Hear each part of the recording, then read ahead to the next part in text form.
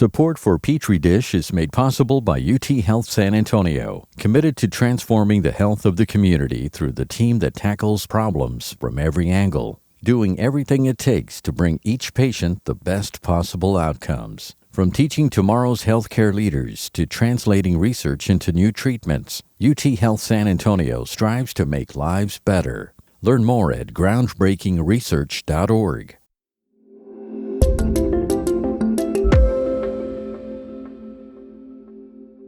So, hi, everybody. Maria Van Kerkhove has been talking to the world about COVID-19 since before it had a name back in 2020. So today, wanted to just give a brief overview of sort of where we are in terms of COVID, but also in the context of other circulating respiratory pathogens, and most notably influenza. She is the World Health Organization's technical lead on COVID-19 and is as familiar with the vagaries of this virus as anyone anywhere. A couple weeks ago, on January 12th, she appeared to want to alert a world that has mostly totally moved on from the pandemic that they continue to ignore the virus at their peril. So I think what's really critical right now is that the world understands that COVID, the public health risk from COVID remains high, and this is globally. We have a pathogen that is circulating in all countries. It's clear that case numbers are up everywhere. People are keeping track, but case numbers aren't providing a clear picture of the state of the pandemic anymore. Case-based data that is reported to WHO is not a reliable indicator. It has not been a reliable indicator for a couple of years now. And so if you look at the epicurve, it looks like the virus is gone, and it's not. Not by a long shot. According to wastewater estimates that we have from a number of countries, the actual circulation of SARS-CoV-2 is anywhere between 2 and 19 times higher than what is being reported. 2 to 19 times higher than reported. So if that's true in, for example, San Antonio, where more than 2,300 people tested positive for COVID in the week leading up to January 30th, worst case scenario, that 2,300 is actually nearly 44,000 people infected with COVID-19. Van Kerkhove stresses this is still a pandemic. And here's why we're still in a pandemic. One is the virus continues to evolve. We do not yet have a predictable pattern or seasonal pattern with COVID. Despite reduced reporting from countries, the virus is still infecting, it's reinfecting, it's killing, it's causing suffering from acute disease represented by people in hospital. And right now, we estimate that there are hundreds of thousands in hospital for COVID. And our concern is in 5 years from now, 10 years from now, 20 years from now, what are we going to see in terms of cardiac impairment, of pulmonary impairment, of neurologic impairment? We don't know. We don't know everything about this virus. It's year 5 of the pandemic, and I know it feels a lot longer, but there's still a lot that we don't know about it. What we do know is it's still best to try not to get infected in the first place. But what we know about testing, treatments, and vaccines, it's all evolving with the virus. So as we head into year 5 with this virus, let's talk about it. COVID-19 in 2024. From Texas Public Radio, this is Petri Dish. I'm Bonnie Petrie.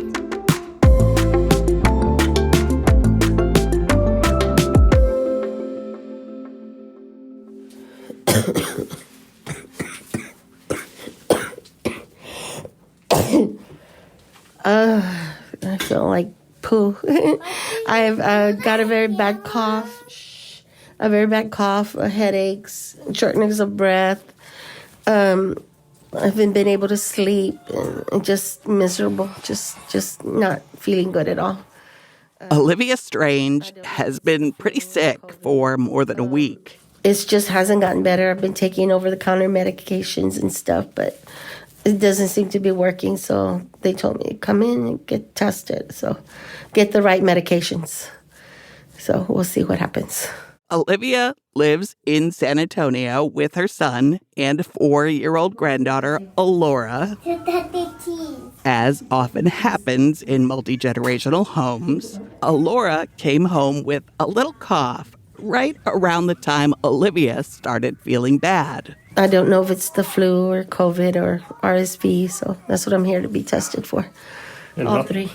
What was no big deal for Alora could be a very big deal for Olivia. She wants her Skittles. Say hi, Mama. Hi there. Hello. So, Ms. Strange, I'm Dr. Lomboy. I'm one of the physicians here at the Express Med Pavilion, UMA. From what I understand, you're having some symptoms. Yes. Tell me about your symptoms. A cough, shortness of breath. Yes. I get exhausted very The easily. shortness of any cough, The cough, congestion, congestion, short cough, throat, headache, headaches, yes. fever. I don't Olivia has kidney disease and has dialysis 3 times a week. She also has congestive heart failure. And any one of the big 3 viruses circulating this time of year could be deadly to her. And then when you cough, do you get also short of breath? You get winded when you I cough? get very winded and shortness of breath. Okay. I have a pulse ox at home, and I notice that when I'm trying to sleep, I can't breathe. Like I can't find oxygen, and like so you're not I've been getting using the enough pulse oxygen. ox, and What do you get? it's going low. It's going low to the lowest it's gone is like to 75. Really? Yeah, but it's usually high. It's usually like 99, 100. Okay. But it's been going low, and so that's concerning to me. Yeah. So Olivia gets swabbed to determine whether she's got COVID, flu, RSV, or something else, and an x-ray to see if any of those has settled in her lungs as pneumonia. Well, thank you for allowing us to evaluate you and I have just want to get better. Right now, we're locked in a wave of respiratory virus activity. It's peaking right now, just as COVID is changing again. And that means we may need to change our behavior again. As it seems like I do at least once a year on this subject, I reached out to Caitlin Jetelina, your local epidemiologist, to talk about the state of the pandemic in 2024. Jetelina's a public health expert with a PhD in epidemiology and biostatistics and has been the expert behind the COVID-focused newsletter, Your Local Epidemiologist, since March of 2020.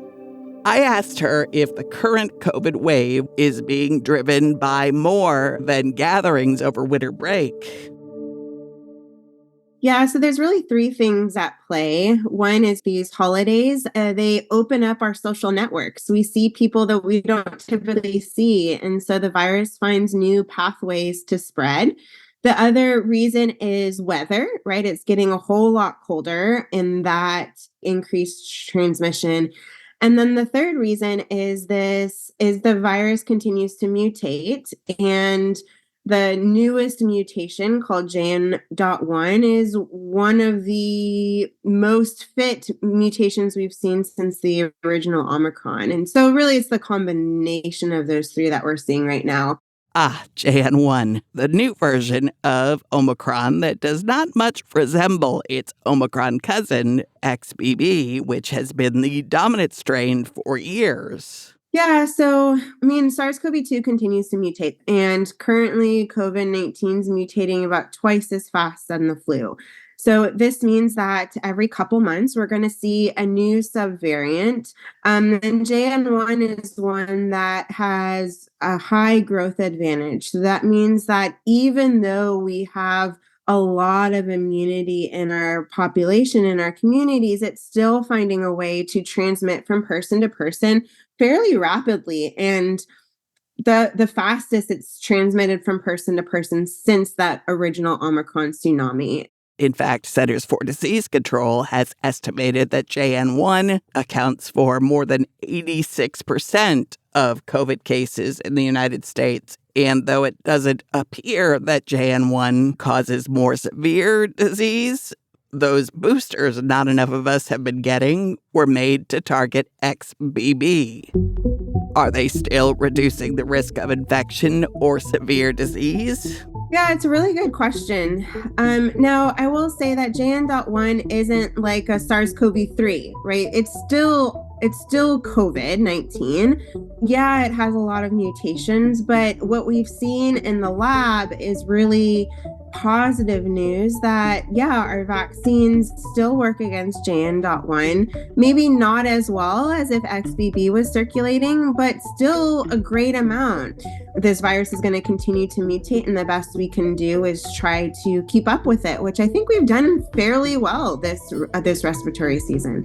But the emergence of JN1 in an XBB vaccine world is a reminder that COVID vaccines may have to be frequently reformulated, like the flu vaccine, to keep up.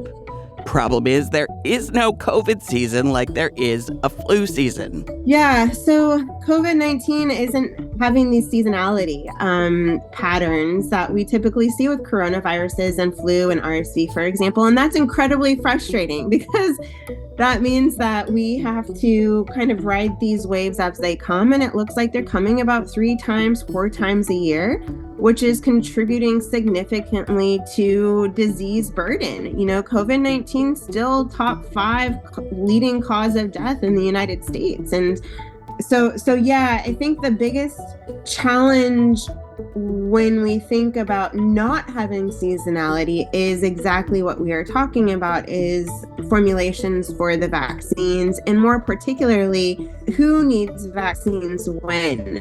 I would not be surprised to hear the FDA decide again this upcoming year that those over 65 need 2 vaccines in 2024, one in spring and one in fall, just to, again, keep our immune defenses as high as they can be, because there is no seasonality, and the predictability of this is quite frustrating because there doesn't seem to be that many solid patterns yet.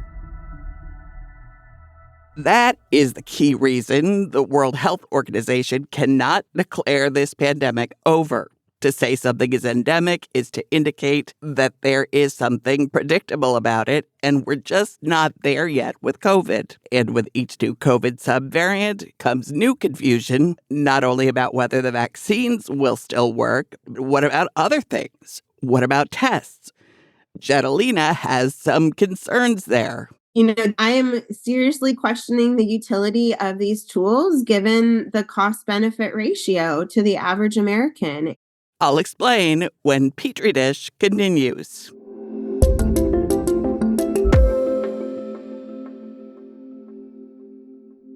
Support for Petri Dish is made possible by UT Health San Antonio, committed to transforming the health of the community through the team that tackles problems from every angle, doing everything it takes to bring each patient the best possible outcomes. From teaching tomorrow's healthcare leaders to translating research into new treatments, UT Health San Antonio strives to make lives better. Learn more at groundbreakingresearch.org.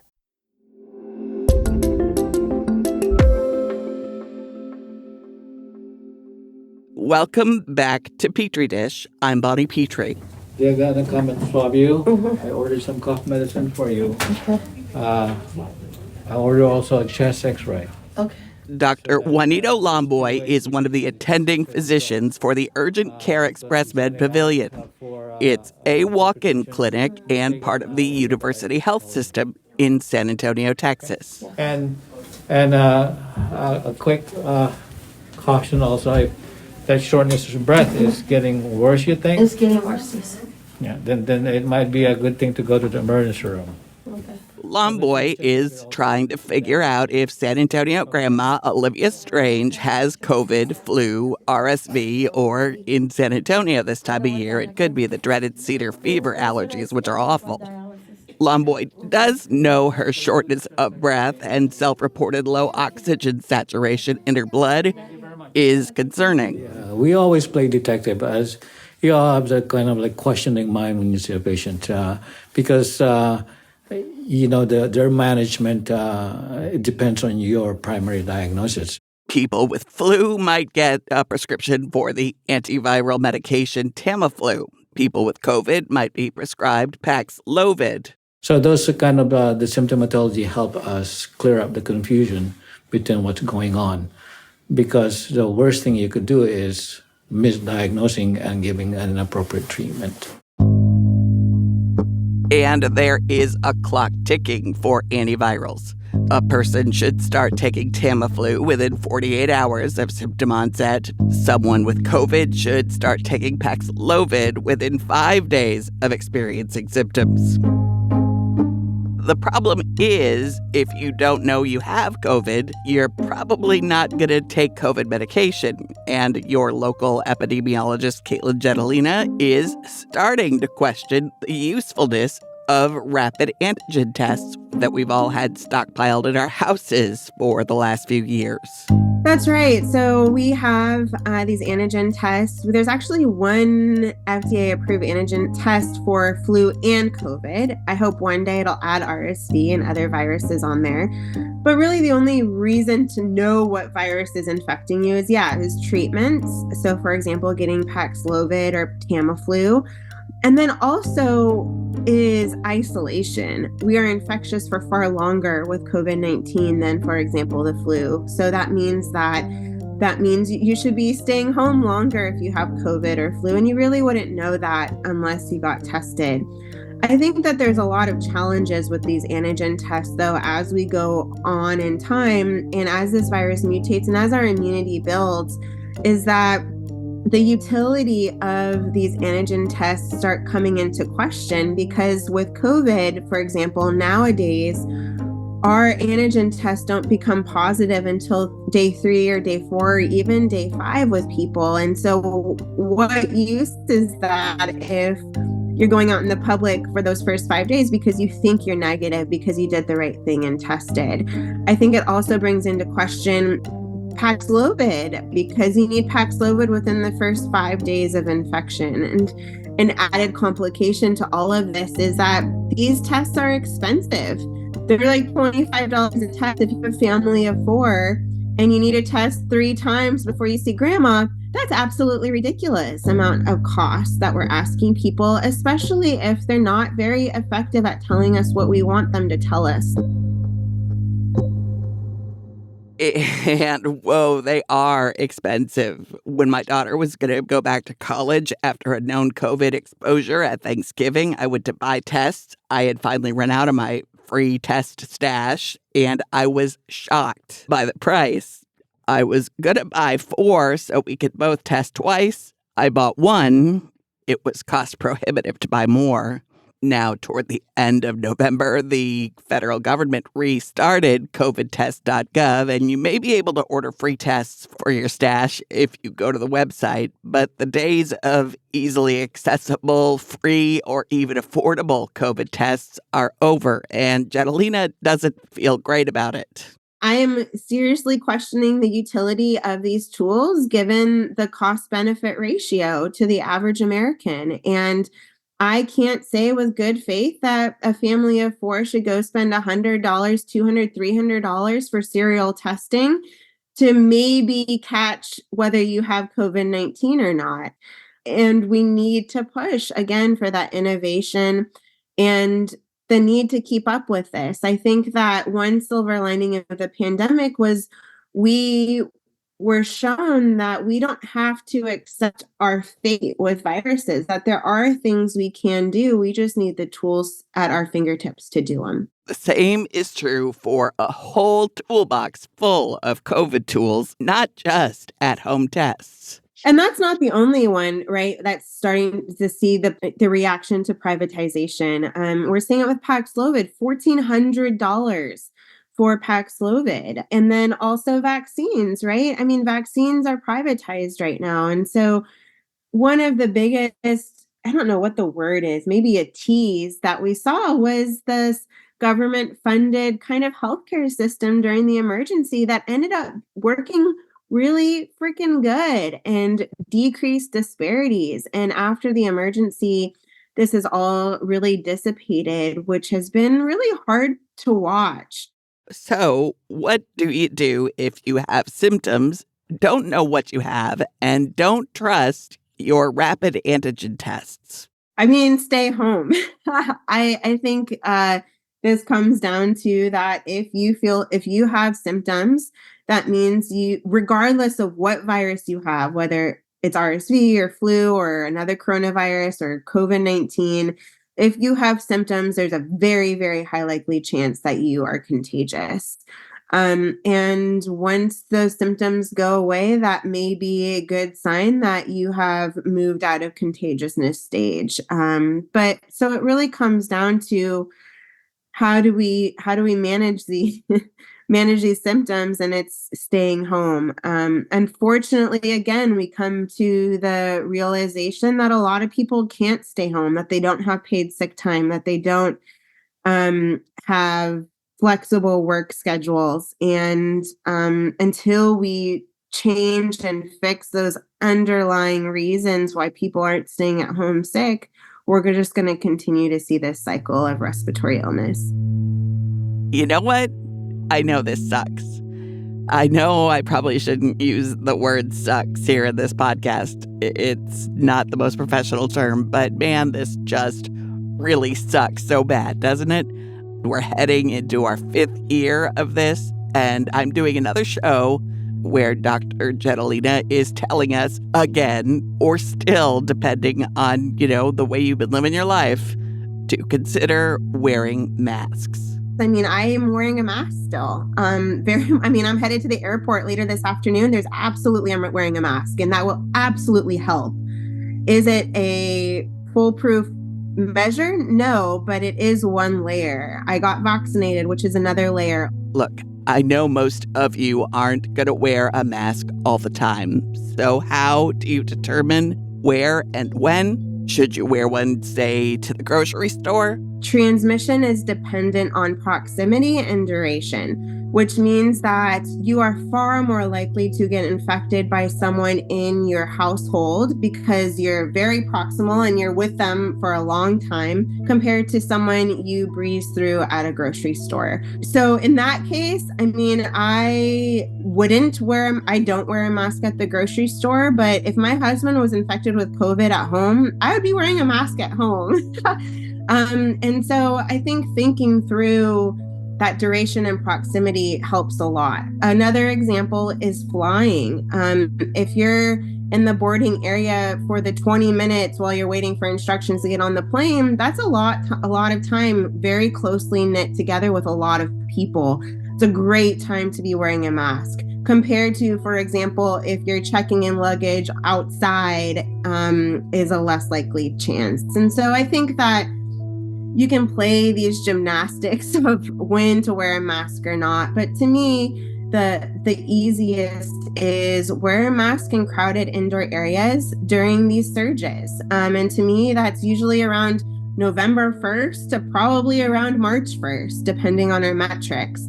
And that will help with COVID, but it'll also help with flu. And we think it'll help with RSV, although we haven't seen the data yet. Proximity, duration, and what is the air quality like where you're going? Is there good filtration? Can you open the windows? Air quality is something that we don't talk about nearly enough. You're right. One also silver lining of the pandemic is we learned a ton about aerosols, about the impact of ventilation and filtration. The challenge is, one, it's an invisible tool, so it's really hard to kind of keep on top of mind, unlike a mask is, for example. And two, it requires institutional level interventions. It requires employers to do something. It requires stores to do something. It requires schools to do something. So it's really hard at the individual level to ensure, for example, air quality is good. This is really dependent on institutions. And I think that we as individuals, what we can do is advocate for it, ask questions about it, and make sure our schools are updating their systems. Because you're right, it would help immensely. And not just with viruses, with old building syndrome. There's so much that air quality could help with. So the bottom line for this wave is not a heck of a lot different than it has been for years now. Yeah, vaccinations help a little with infection and transmission, particularly the first couple months after vaccination. Again, wearing a mask, especially a tight-fitted, good filtered mask. It's like an N95 or a KN94. It will help. Lab studies have shown that on an individual level, those masks filter out SARS-CoV-2 particles. This is a physics question. Make sure that start of symptoms, you call your physician and ask if you can get Paxlovid. And I think that's about it. Get a lot of sleep, eat good food, and ride out these waves until springtime.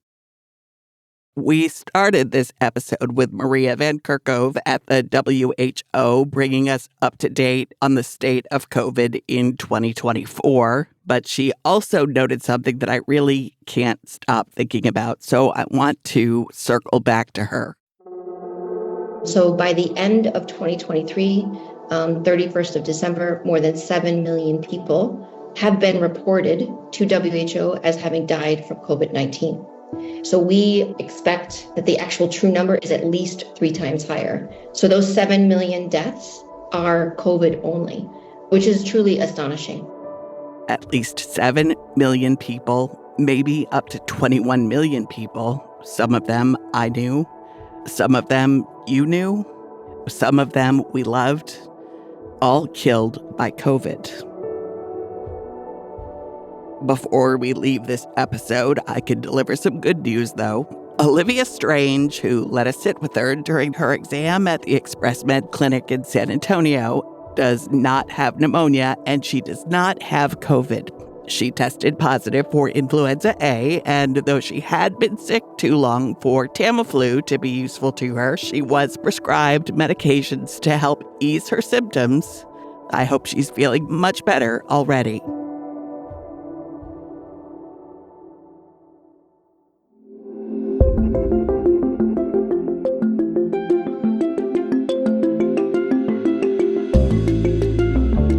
This episode of Petri Dish was produced by TPR News Director Dan Katz, Jacob Rosati, and me. I wrote the show, and Jacob Rosati composed all the music and created the sound design. Petri Dish is a production of Texas Public Radio. I'm Bonnie Petrie. Talk to you soon.